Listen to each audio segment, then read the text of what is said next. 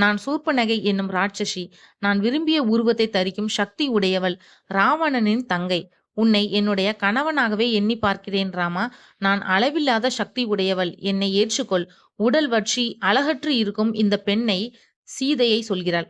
பார்ப்பதற்கு ஒரு பூச்சியைப் போலவே இருக்கிறாள்.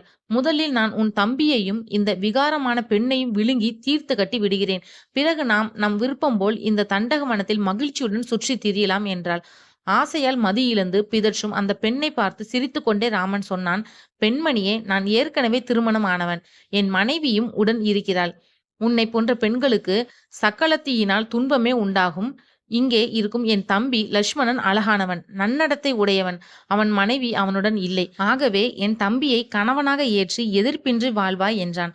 அந்த அறைக்கும் ராமன் சொல்வது உண்மை என்று எண்ணி லட்சுமணனிடம் போனாள். லட்சுமணன், பெண்ணே, என்னை திருமணம் செய்து கொண்டால் நீ ஒரு அடிமையாகவே வேலை பார்க்க வேண்டும்.